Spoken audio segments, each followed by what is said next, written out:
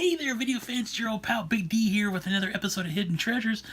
And today we're going to be talking about some new releases that I picked up this week, and then talk about a few more movies that I picked up at the Dollar Tree, because I told you guys I'd go back.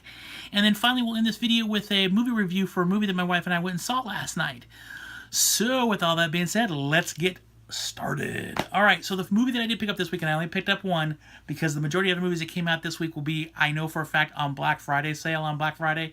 Specifically like the Big Bang Theory Season 10. I guarantee you that will be on Black Friday sale, because it has been like the last 8 years. And paying $10 for it versus paying $40 for it is a big thumbs up to me, because I can literally on Black Friday get 4 TV seasons for the price of one.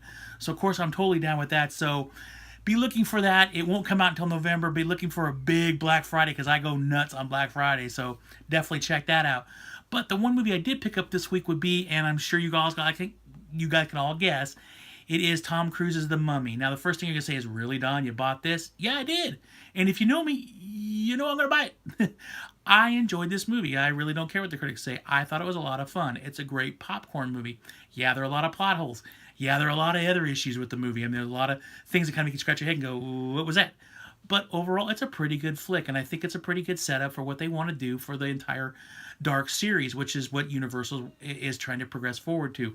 They want a franchise, much like Disney has Marvel, their franchise. Well, they've also got Star Wars too, but like Warner Bros. Has the DC universe, Paramount has Star Trek. Universal needed their own franchise, so they went back with what they know, the classic monsters. So Frankenstein, The Mummy, Bride of Frankenstein, Dracula, The Wolfman, all those great classic movies from the early part of the last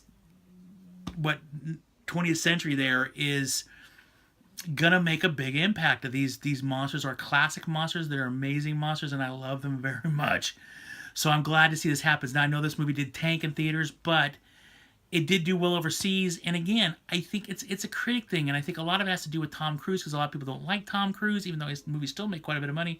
A lot of people with the whole Scientology thing and stuff like that, obviously, they're not big fans of his. And I think that a lot of times a lot of critics just want to slam it because of that. So, and I kind of feel that way about this one. Yeah, it's not a perfect movie by any means whatsoever, but it's fun. It's a great roller coaster movie with a few jump scares here and there, and just, again, a lot of fun. So I would definitely check it out. I mean, what I picked up here was the 4K release. It's got a 4K DVD in here, a Blu-ray, and a digital copy. It also came with, because this was the Walmart exclusive, it came with some sort of virtual reality viewer, which is like those things you see, the cardboard cutouts you can put over your face with you put your phone in there and you can do those like 3D view type things. So that's what's in there. So I'll have to definitely check that out. I'll definitely let you guys know. I can speak, I swear. I'll definitely let you guys know if it's any good or not. But otherwise, this was a great movie. The DVD's got all kinds of features, from deleted scenes to, what else has it got here?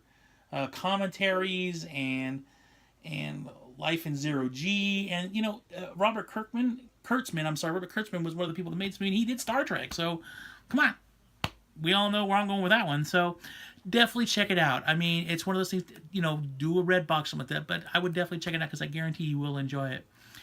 And again, that was the only movie I picked up new release-wise this week, but I did hit two Dollar Trees this week, and I picked up 4 movies, 2 at each store. The first movie I picked up was a movie called Prince Avalanche with Emile Hirsch and Paul Rudd. I'm a big fan of Paul Rudd's, and I do like Emile Hirsch too, more than I think my wife does. There's a certain movie out there, and I'm not going to name it, but she really doesn't like that at all, but I love it. So otherwise, it looks like a buddy comedy, maybe brothers movie or something. It looks really interesting. I'm a big fan of both actors, so I will definitely let you know if it's any good. But at the same time, have you seen this movie or these other movies that I'm talking about today? Please leave a comment below. Let me know if they're any good or not, because it'd be nice to walk into this thing knowing what to expect rather than just kind of being blindsided. Again, it's only $1, so if I don't like it, it was $1. So that was this one. The next movie I picked up was more for my wife, because she's a big fan of Colin Firth. It's a movie called Main Street. And in this movie, it does star Colin Firth and Orlando Bloom and, Patricia Clarkson, who was in Easy A, which my wife and I were just talking about a few minutes ago, which is a really good movie. So this movie, again, don't know much about it. It was $1, and it looked pretty good, and so hopefully it will be a good movie. But if you've seen it, remember, please let me know. And then the last Blu-ray I picked up, because I did pick up one DVD as well, last Blu-ray I picked up was a movie I actually have seen. It's called The Secret Life of Walter Mitty, starring Ben Stiller. This is a pretty good flick about a guy who's kind of just out there trying to find himself. The one thing I do like about this is just the fact that Ben Stiller is an amazing Star Trek fan. I am not kidding you. The name of his production company is called Red Hour Productions, and that just so happens to be from an episode of the original series called The Return of the Akrons. So he is a massive Star Trek fan. So I've always been a big fan of his because he's right there with me when it comes to fandom. So this is a really fun movie.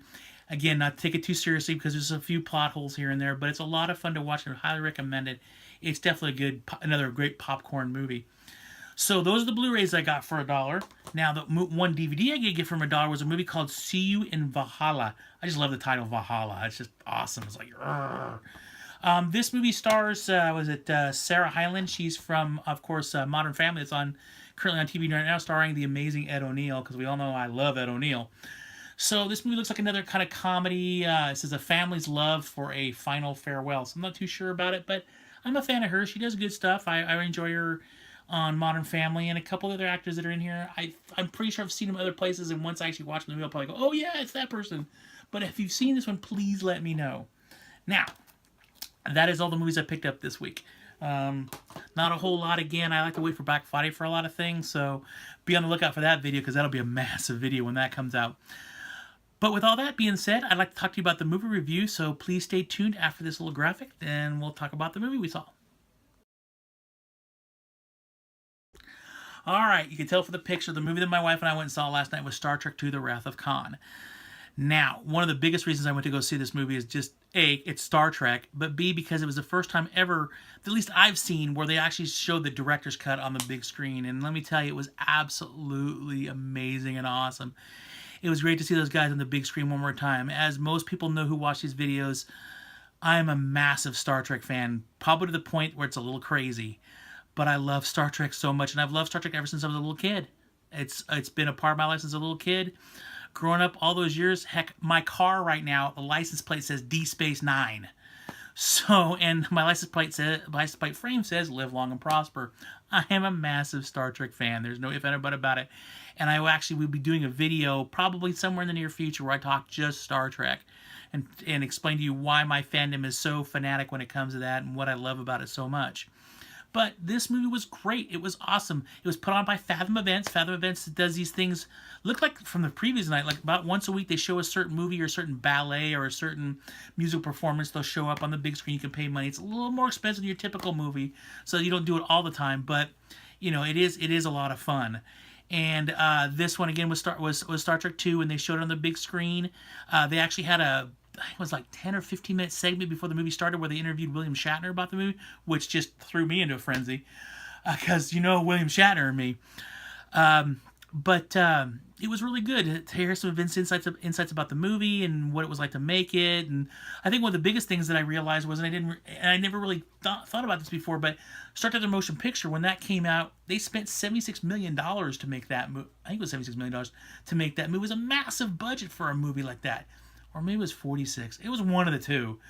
Now, that movie didn't do that well. Although I like it, I think it's another one of those movies we have to look at through Star Trek eyes and realize we're trying to do. It's basically an overbloated episode of the original series. But it's still a great flick, but it didn't do that well in theaters. Although the effects were top notch for that time. That was 79. So it still looks really good.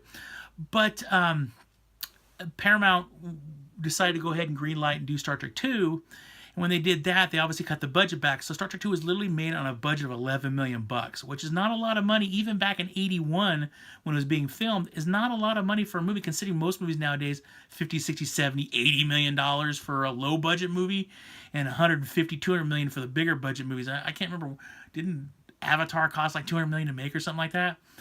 So what they produced on $11 million is absolutely amazing. I'm watching that movie last night, and the graphics still look really good. And one of the biggest reasons why it does is because in '81 there wasn't a whole lot of blue screen or green screen they could do back then. Everything had to be done with practical effects. So all the ships in the movie are actual models. So they look real. They don't look a little bit off. You look at movies nowadays, you look at the ships in space, it's kind of like, yeah, you can tell it's too perfect. Back then these were models, so they look so good. Even the computer graphics of watching the detonation of the Genesis device and watching them talk about it and stuff. It's just even watching when the Reliant loses one of its nacelles when it's destroyed. the effects look really good. It really holds up. I was really surprised. Matter of fact, the only weird comment my wife made last time we were watching, because she'd never seen it on the big screen before, the only comment she could make was the fact that their clothes looked very 70s-ish. And she's right, it does. The big polyester suits and stuff like that. Because again, even though it was 81, it was still coming off the 70s. So she's right, it did look. And I kind of chuckled a little bit when she said that, because she was like, she's right. I think the hardest part of that in the movie, though, is I have not seen it since the passing of Leonard Nimoy. So it was kind of hard to watch that scene when he passed away in that movie. It was actually really hard to watch. And it was also very startling to watch that movie, because I didn't realize how many people in that helped make that movie no longer are with us anymore. You know, Leonard Nimoy, of course, passed away. DeForest Kelley, who played Dr. McCoy, has passed away. Jimmy Doohan, who played Mr. Scott, has passed away. Ricardo Montalban, who played Khan, has passed away. Even Paul Winfield, who played Captain Terrell, who captained the USS Reliant in the movies, passed away. And the guy who played Merrick Burke, I think his name was, who played Kirk's son in the movie, also passed away as well. So it's kind of like I'm watching that movie last night and I'm thinking, wow, you know, I know it's been 35 years, and that's the reason why they did the movie. The Fathom did the event, because it's been 35-year anniversary of Star Trek to the Wrath of Khan. But it's just hard to believe 35 years later, a good chunk of the people in the movie are gone. So that was a little depressing, but the movie is so awesome and so great, and the copy they had for that movie last night was outstanding. It looked so good. Even my wife commented, she's like, I saw stuff in that movie I'd never seen before. So it was really cool to watch. It was a lot of fun. It wasn't sold out, but there were quite a few people in there, and it was just great to watch. I love Star Trek 2. It's tied for my all-time favorite Star Trek movies. There's one other movie, and if anybody can guess what that other Star Trek movie is, leave a comment down below. But you'd probably be surprised what my other one is, because there's two movies that go for Star Trek when it goes hand in hand. It's really hard for me to pick between the two of my all-time favorite, and I guess you'd be surprised. And if you guys can't figure it out, when I do my Star Trek retrospective in a while, I will expose what that other favorite movie is.